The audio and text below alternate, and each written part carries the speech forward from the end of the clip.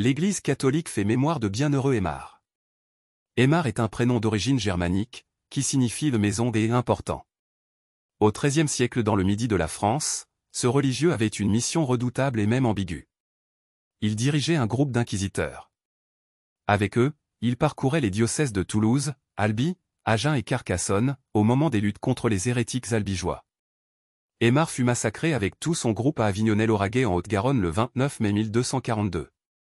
Impossible d'évoquer tous les saints, en quelques minutes chaque jour et en se limitant au calendrier.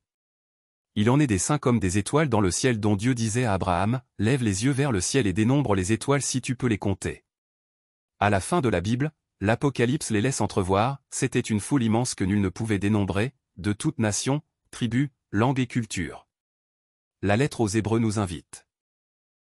Avec autour de nous une telle nuée de témoins, courons jusqu'au bout l'épreuve qui nous est proposée. La profession de foi nous fait proclamer la conviction d'être d'une telle race, celle des enfants de Dieu, je crois en la communion des saints, à la solidarité permanente avec eux, au ciel et sur la terre. Le grand arbre ne doit pas cacher la forêt immense. S'il y a la foule des saints proclamés sur les autels, il y en a de toutes époques et origines, de nos familles et terroirs, de chez nous, sans titre ni couronne.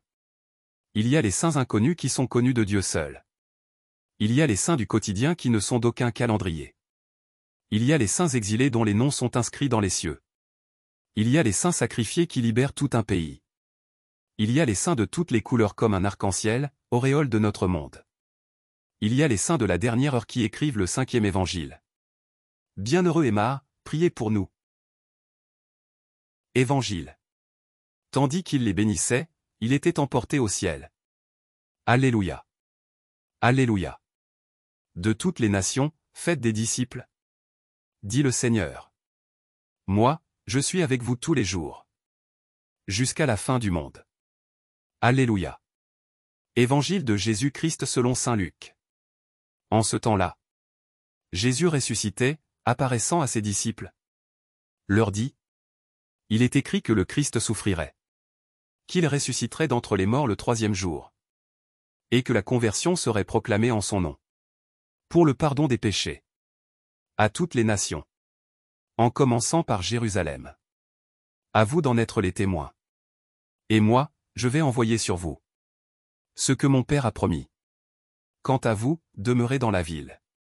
Jusqu'à ce que vous soyez revêtus d'une puissance venue d'en haut. Puis Jésus les emmena au dehors, jusque vers Béthanie. Et, levant les mains, il les bénit. Or, tandis qu'il les bénissait, il se sépara d'eux. Et il était emporté au ciel. Ils se prosternèrent devant lui.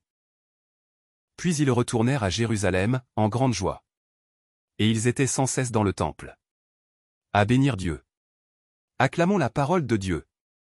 Louange à toi Seigneur Jésus.